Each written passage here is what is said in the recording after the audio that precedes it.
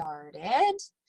I had put in the challenge group, in the team page, that we were going to talk about challenge groups tonight, but in talking with everybody, I know you guys are like having some issues with overcoming objections, and I think that we're all kind of making it a little bit harder than it has to be, like maybe overthinking it. So give me a thumbs up if you want to do challenge groups, and give me like a high five if you would rather talk about objections and overcoming them and not overthinking it. Okay, well, that's a unanimous vote. Okay, so objections. We hear pretty much the same ones over and over again, right? I don't have the money. I don't have the time. I can't like meal plan. My kid won't eat the meals, that kind of stuff, right? That's what we hear all the time. So, after you sort of talk till you're blue in the face about all the, because, you know, we can, any objection that anybody offers, we can pretty much rebut. It's just a matter of them taking the information that we give them and what they do with it. So, you know, we can follow up and that sort of thing, but eventually we have to move on and move out of these like warm markets and start reaching out to other people, because we can't just keep beating the same dead horse, because all that's going to do is make us frustrated and make us think, you know, that we don't know what we're doing and that we should, you know, throw in the towel, right? It's frustrating. It is. And there are like ebbs and flows, and probably, you know, my upline would kill me for saying this, but there are times of the year that you're going to have where people don't give a crap, like right before the holidays. No one cares. Everybody's like, I'm not going to be able to follow a meal plan from Thanksgiving to Christmas, you know? So there'll be a few that'll like jump on board and be like, yeah, I want to totally give it a try. You know, I don't want to get like the Christmas fat this year. But for the most part, I mean, that's just one of those times of the year. And then in January, you know, everybody's jumping on the fitness bandwagon. So it's like November and December never really happened. You know, and then you get like the spring breakers now that are, oh my God, it's almost bikini season. I should probably do something. So just gonna like try to keep that in mind a little bit when you're feeling frustrated, that like some of it is just cyclical and it's a seasonal thing. Like you're going to get it every year, and you just have to, you know, not feel like it's you, because sometimes we can, you know, we can rebut everything that they say and they're still going to be like, well, no, I can't, you know. So it is what it is.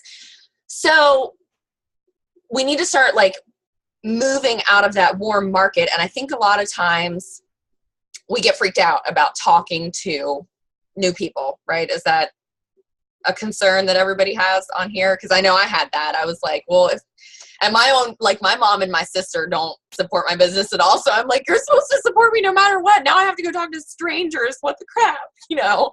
So it can be a little scary. So Jen and I kind of touched on this a little bit today when we were talking, but I want to kind of expand on that a little bit, because I feel like that's such a key component. Like we need to get our message in front of as many people as possible, because, you know, the higher your numbers are as far as your exposure, the higher chance you have of finding somebody that wants what you have to offer. You know what I mean? If you're talking to the same 20 people over and over again, you might eventually drag somebody into it, but you need to, you know, you need to eventually move past that and whatever. And you can't depend on the same people all the time, because people are going to drop off and they're going to get back on and whatever. So expanding your network. This is totally one of those like keep it simple things that everybody overthinks, because we all have a level of social anxiety, especially now with, weirdly enough, with social media. You know, it's supposed to bring people together, but then everybody ends up getting like really weirded out because we don't want to actually talk to each other in real life. We just want to like comment on each other's statuses and not really like kick it, you know? So I think a lot of times we tend to overthink this, and it really doesn't have to be as difficult as we make it. One of the things that I found that works really well, and Jen and I touched on this a little bit today. So we've talked before about your 5 things, right? Like, what are the things that sort of, when people think of you, they think of these activities or likes or dislikes. Like, Kayla posted something on my page the other night that had like a world map and all the world things. Cause I love to travel, and that's something that people know about me, that comes to mind. So that, or like, I get a lot of elephant things because I collect elephants and that sort of stuff. So, finding interest groups that are on Facebook, and there's like a bazillion groups on Facebook. You can find a group for anything on like any part of the spectrum. There is some really weird crap out there, and there's some really cool crap out there, but anywhere along there you can find. So something that I found really helpful in expanding my network, after of course you go through like all your relatives and friends, and you go through like their friend lists and reconnect with people from high school or whatever, which, by the way, there are several people on my friends list that I did not like in high school. And it was such a like, when I ran across them, I'm like, I really should friend them because it's been like 15 years. But I didn't like her in high school. But I did, and people don't stay the same their whole lives. So don't be worried about that. Don't be worried about weirding someone out, because for the most part, everyone that I've reconnected with, even the ones that I didn't really get along with in high school, they're glad to see somebody from their past. It kind of brings up like good memories, and you can find some sort of commonality, even if you weren't in like the same social group or whatever. Like, I wasn't a member of the cool girls, like the mean girls or whatever, but all of them are really nice to me now because they're like, oh my God, high school, like we were like, it was so much fun, So, and they all have kids now and whatever. So don't let that scare you. If you do see somebody from your past and you're like, oh my God, they didn't like me 20 years ago, doesn't matter now. 20 years have passed. Everybody's a different person. So try not to overthink that part. But then once you get past that and it's like, oh my God, now I have to start talking to strangers, it gets a little difficult, because then you start thinking, what if they don't like me? What if they don't accept my friend request? What if I say something really dumb and they think that I am totally stupid, right? And it's all these things in your head. So that fear keeps you from doing it. And so then your audience stays small and your message doesn't get anywhere but to that tiny little audience that may or may not jump on board. And then it's like you're just spinning your wheels, and then you get really frustrated and you're like, F it, I'm not good at this, I'm just going to give up. And then it just goes round and round and round and round. So expanding your network is super key to building a sustainable business. And it's just like, it's just so easy to overthink, but you don't have to. So like, one of the things that I found that has been so successful as far as adding to my friends list, because when I started, I had like, 175 friends. And now I've got right around 1,200, I think, the last time I looked. Anyway, those interest groups that I was talking about, your things that you're interested in, like Jen and Stacey, you guys love Pokemon Go. There are so many people that love that. Kayla, you love like makeup, Stacey, you love makeup too. So there are groups for that. There are people who love fashion. Kayla and I both love LuLaRoe, so we're in like a bazillion LuLaRoe groups. So you can go into those groups and get active, and it's good because you know that you have some commonality with these people already. So it takes that part of the guessing game out of it. Like, well, am I even going to like this person? You already have some kind of common ground because you've got a common interest. So I'm in a crap ton of LuLaRoe groups. Lip Sense, because I really like that new lipstick. My sister-in-law sells it, so I'm in her group. But, there's new people in these groups all the time. German Shepherd owners, I'm in one of those because clearly I love my dog. And then I just go in there like LuLaRoe. I'll go in and whatever my outfit is that day. The consultants are really big on like, oh, show me how you're rowing. So I'll post my outfit and be like, some kind of cool little caption to go with my picture that's kind of witty, or maybe really dorky. I don't know. It's witty to me, but whatever. So you put that in there, and if somebody likes my photo or comments on it, I send them a friend request.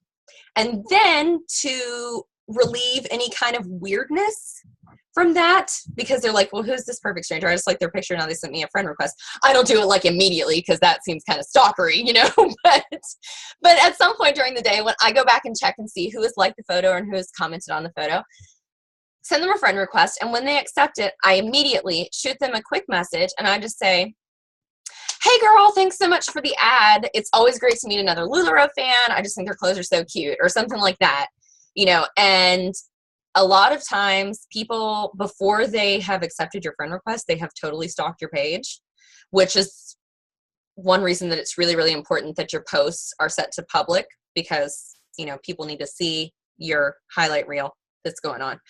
So they've stalked you already, and they see, so a lot of times I'll start the conversation that way, and they'll be like, oh, hey, yeah, I love those clothes and whatever. Hey, I see that you're a Beachbody coach. Can you, I've been wanting to get back into workouts. That happens so much. Or, oh my gosh, I could never do what you do in those videos, or something like that. And that opens a door, and you haven't even had to bring something up. So a lot of times that'll happen. And sometimes it's just a regular conversation. Sometimes they'll literally just talk about the LuLaRoe or the LipSense or the cute thing that one of our dogs did or whatever.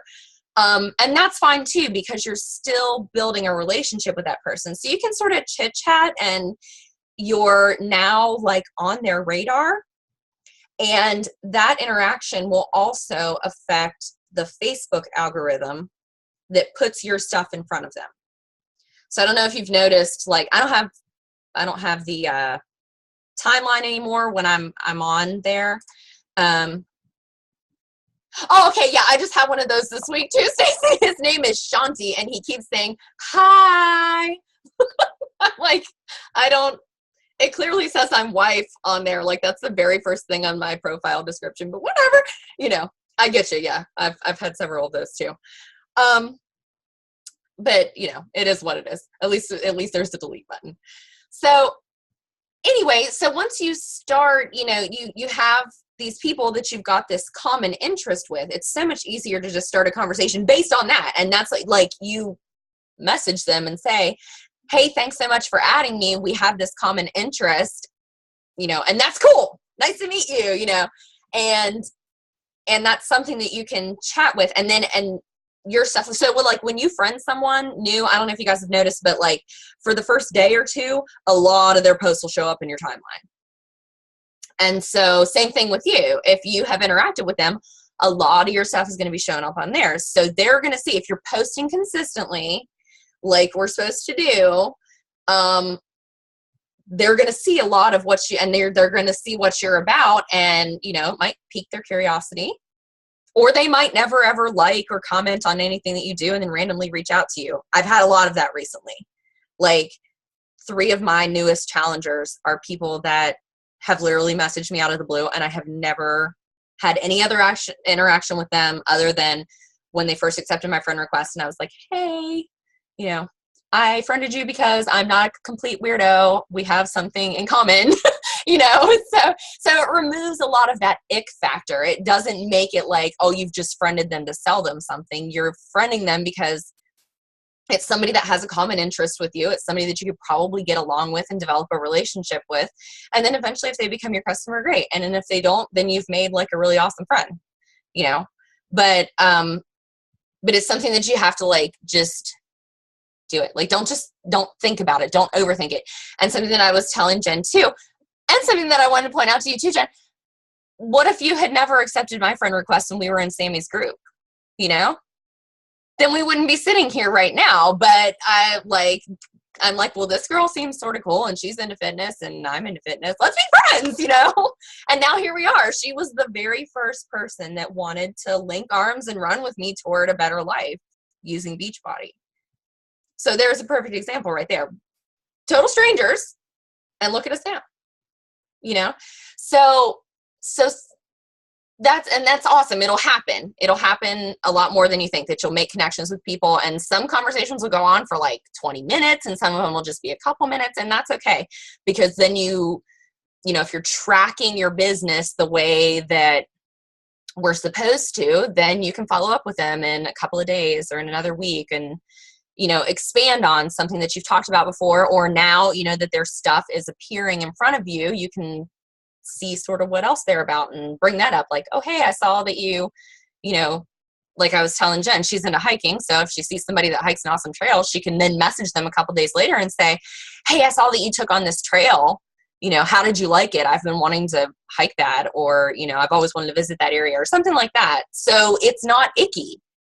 You know, it's you're building a relationship with this person, and it's not weird and it's not salesy, and there's nothing behind it other than getting to know them and having them get to know you. And that's it. And that's how, I mean, you know, and they're going to see what you are saying in your post, and maybe it'll speak to them. Because if you guys think about before you joined the team, you guys saw what I was posting and clearly something spoke to you, right? You wouldn't have been interested otherwise. You would have never said, yeah, hey, I'll give this a try. So the same thing is going to happen with you. You just put it out there. You're going to find people that have a common interest and that need to hear what you have to say, and that's that. And here's the big thing. If they don't accept your friend request, is your life at all like altered and over with? It's just some stranger that didn't want to be your friend. And that's okay, because there's going to be plenty of people that do want to be your friend and that you are going to connect with. And so, you know, if they accept your friend request and they think you're a total weirdo and unfriend you, what is that like life is over? Oh my God. No. And even if you do end up talking to them and you eventually present, that, you know, if they're interested in fitness and you present, you know, what we have to offer, and they say, oh no, is life over? Has life ended? No, they just said no, and it doesn't do anything at all. It's fine, because you're still alive. You still have a roof over your head. You're still healthy. You've still got family and friends. And because this one stranger said no, nothing has changed. Nothing in the world has changed by that. So we get so freaked out. We get so emotionally attached to a yes or a no, when really they should be like completely the same to us. We should have the same emotional reaction. And if you guys want to delve deeper into this, there's a book by this guy named Ray Higdon. He's like the king of network marketing. He is freaking amazing. He just had a launch for one of his network marketing products that brought in like $850,000 in one day. So he knows his stuff. Like, he really, really knows his stuff. And he came from nothing. He was totally broke and just came from nothing. And so he wrote this book called Go for No. And it's basically like, you should go for the no. We've talked about this before, because that means that you're getting your message in front of people. But he says in there, like, there should be no emotional attachment. Think of it solely as a number. You know what I mean? Like, oh my God, that person said no. And you're like hurt by it. And you're like, there must be something wrong with me. And they must think I'm stupid and I suck at this so bad. And that's not it at all. Maybe they just aren't ready. Maybe, you know, there's a million reasons. So we have to like remove this fear of the word no, because in the grand scheme of things, it's okay. It doesn't really affect like our daily lives, and it doesn't affect the health and well-being of our family. If a stranger says no or doesn't want to be friends with us, like, it's really not as big a deal as we make it. And we complicate it so much, you know what I mean? When it's really, really a simple thing. So, personal development will help a lot with that, because that's going to make you stronger on the inside, and you're not going to be so like attached to your worth isn't going to come from whether people say yes or no. You're going to know intrinsically, I'm awesome. What I have to offer is awesome to my select tribe of people that I'm trying to be awesome to. You know, and the rest, that's fine. If you like me, that's fine. If you don't like me, that's fine. I like me, and my tribe likes me, and that's what matters. You know, so we can't overthink it too much. We can't overly attach emotion to something that, in the grand scheme of things, is not going to hurt us. You know what I mean? Does that make sense, you guys? Okay. Awesome. So just in your next, few conversations, if you're really feeling like a lot of pushback on the no's and that sort of thing, I really want you to like take a step back and ask yourself, like, in the grand scheme of things, if this person says no, what's it going to do? Just remind yourself of that, or if you're, wanting to hit that friend request button and you just, oh, I don't know, because they're going to wonder why I'm friend requesting them. Buttercup would like to remind you, don't be a bitch, hit send. Just do it, because if they accept a friend request, awesome. Then you've got a ton of possibility in front of you. And if they don't accept a friend request, yeah, they're lost. Too bad, because we're awesome, and we're our own brand of awesome. And anybody that doesn't think so, not somebody that you need in your life anyway, because we have a rare opportunity with this business like no other, where we can choose. We get to choose who we let in our circle. We get to choose who we work with. We get to choose who's on our team. We get to choose who's around us to lift us up and help us and support us. I mean, where do you have that? Where else do you have that in life? You don't really. Everything else is really just, a corporate job is just a matter of chance on who's there. I work with a bunch of assholes, like really huge bunch of assholes. Yeah. And it's hard. And they are not people that I would choose to work with now. So the fact that I get to come home and have these calls with you guys, and you guys are totally like vibing the way that I am, and like we're all working toward a common mission, and we all get each other and like support each other, and like that's freaking awesome, And I want you guys to have that too. I want you guys to, like, let me tell you, I'm gonna get a little verklempt. When I see you guys like commenting on each other's stuff, supporting each other, shouting each other out and stuff like that, even if it's little things, like when you guys had your Stacy and Jen, when you all were like going on about Pokemon, and I'm like, I have no idea what that means, but that's so great. And I'm like in the car with my husband, and I'm like, look at my babies. Oh my God. It was just so awesome, because we're a team, we're a family. We have things, and we're all so different, truly, if you look at our team, we're so diverse, and we're so, different backgrounds and different careers and different beliefs and that sort of thing. But we have commonalities that tie us together that are amazing, that are like solid. And that's going to take us so far if we just get out of our own heads and just do it. You know what I mean? There's more people out there like us, which is cool and kind of scary maybe a little bit, but cool, it's probably for the rest of the world. Like, we're going to take over, we, I think our larger team with Misfit Legion, I feel like that's such an accurate thing, because we aren't like the mean girls. We're not the, Barbie dolls of the world. We are what we are. And that's so much freaking better. You know what I mean? And there's a ton more people out there like us that might need us, you guys got me through some like crazy tough times. I'm not even going to lie with you. Like, February and March were hard months for me.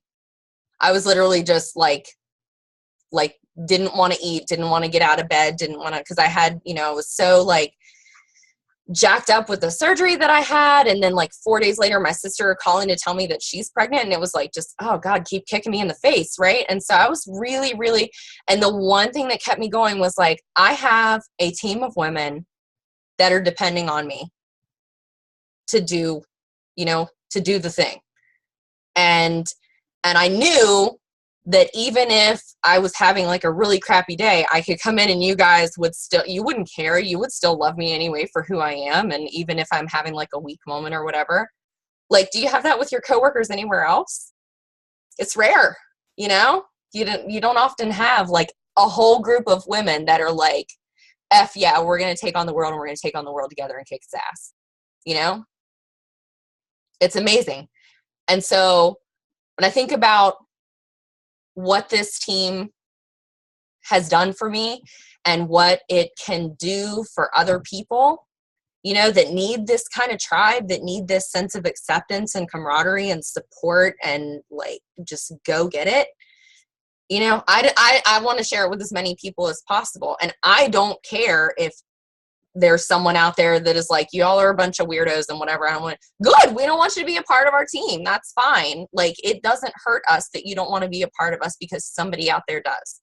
And so that's what I try to keep in mind when I'm having these, when I'm freaking out about having a conversation or adding to my network, or, afraid that somebody's going to say no, because there are going to be people that say yes, and they need us. They need what we have to offer. And it's selfish of us to keep it to ourselves, So anyway, now that I've ranted and, put out my everlasting love for you guys, do you guys have any questions? Or any specific objections or overthinking things or anything like that I can address? Like anything that, you've been struggling with specifically that we can talk about? Oh, hold on. I think I can see you, I can see your mouth moving, but nothing's happening. No sound is happening. There we go. Oh, no, it was making a noise when you were doing that. That's so weird. I can hear you clicking whatever it is you're clicking.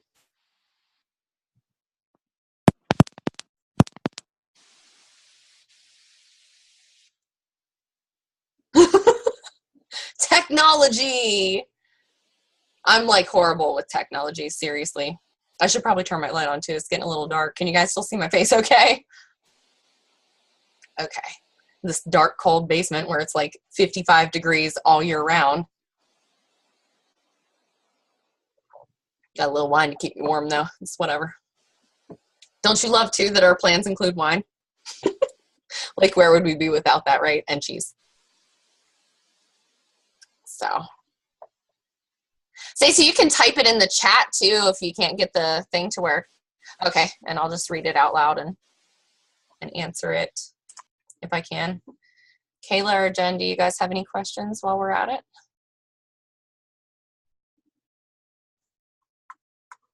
Oh, Jen, yours is muted too. Okay, go ahead. All I was going to say is you covered pretty much everything that I needed help with, so thank you. Of course, that's what I'm here for. And you guys, the call schedule that I posted, really feel free to take advantage of that, especially if you're struggling, because that's what I'm here for. I'm here to help you out. I want to wait till payday or let me look through things. Okay. Okay, Kayla. I hope she feels better. Give her a hug for me. Tell her I love her. I love you, KK. She's not having it. All right, give her a hug for me. I'll talk to you later. Okay.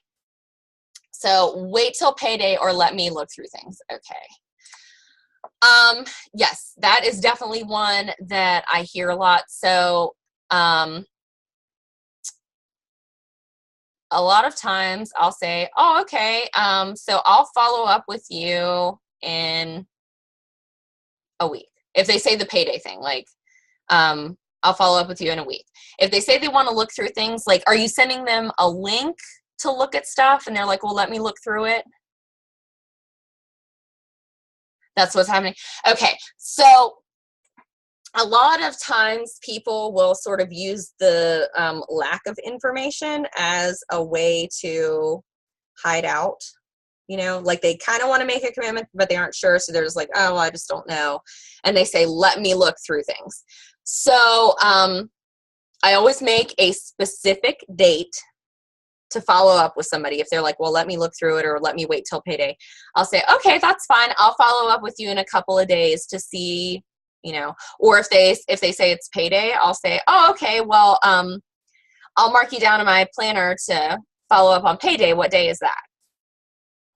And a lot of times it's, if they're saying they want to look through stuff, rather than sending them a link, what I'll do is ask as many questions as possible to try to figure out what can help them and what their goals are and how I can help them reach it. So rather than just sending them a link, because the website is kind of overwhelming sometimes, even for me, and I've been doing this for almost a year, and sometimes I get on the website and I'm like, geez, there's so much information here.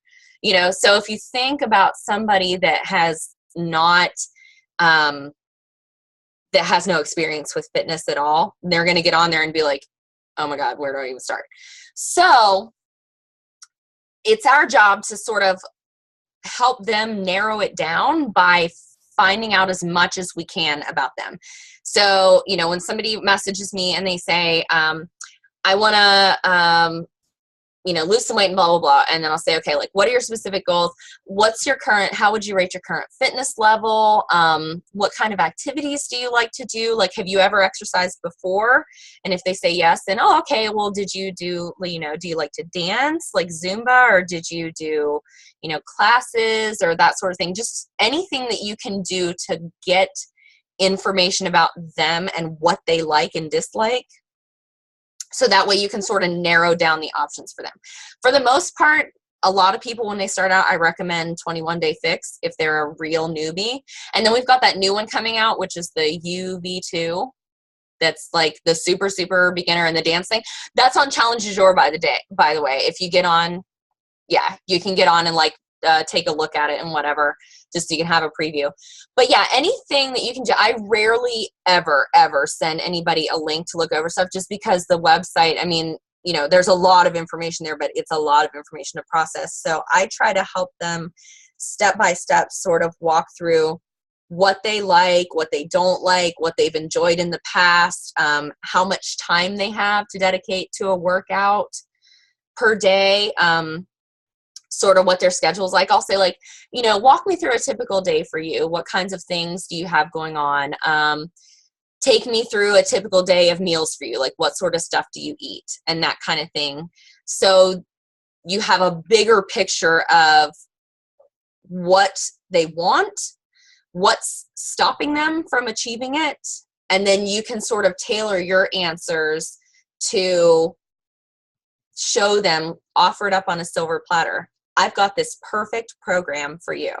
Short workouts, easy to follow meal plan. There's a modifier in each video that'll show you, you know, so that way any objection that they would have, that mostly just comes, objections just stem from a lack of information, quite honestly. But we can't just send them a link and think that they'll figure it out on their own. Like, we really have to, you have to like take it way back and just basically remember what it's like to have no idea about fitness, because a lot of people that you talk to are not going to have any idea either. And that overwhelm is going to hold them back from making a decision. Whereas if you can sort of help make the decision for them, it's going to make it a lot easier for them. Does that make sense? And we can definitely talk more about that. If you want to schedule a one-on-one, we can definitely talk more about those kind of objections and that sort of thing. Okay. But yeah, just getting to know them, because you want to make a connection with them on as many levels as possible anyway.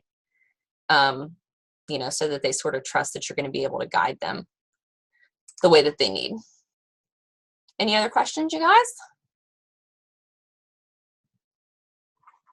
Oh, hold on. Okay, go ahead. Okay, I don't have a question, but in response to what you said, there's that health assessment form too. I was going to try and pull out and kind of hold up. It's very similar to what you're saying, and I think any one of us could kind of tailor it to the questions that we want to ask, but it might give kind of like a guideline and be easier, you know, instead of just trying to come up with questions and stuff just right off the top of your head. But I don't know if I got it from the training group or where I got it from, or if I got it from you, but it's health assessment questions. Yeah, that might be somewhere in our Coach Online office. I know there's something similar to it, but in the Elite Mentorship. Maybe that's what it was from. You have been being a rock star in, by the way. Natalie told me yesterday. So yeah, there might be something like that in the training group. I can't remember. I refer back to it pretty frequently, but not always with those, because now it's just sort of second nature because I've been asking right. so long. But yeah, that's definitely, if you can find any kind of resource like that, you just want to figure out, you know, like what their goals are, where their fitness level is, because that's the stuff that they are struggling with. You know, if they knew how to meal plan and fit in a 30-minute workout and what workouts were going to work for them and that sort of thing, then they wouldn't need us. So just any kind of questions you can ask to sort of get an idea of where they are, and then you can tailor your answers to show them what you have that specifically is going to help them. So, but I love that. I love the assessment questionnaire. I'll see if I can find that on our Coach Online office, and I'll post a link in our group if I can find it. Sounds good. Okay. Any other questions, gals? All right. Well, thank you so much. I will post the recording shortly. And yeah, if you guys have any questions in the meantime, just text me or message me or set up a call. All right. Awesome. Talk to you guys later.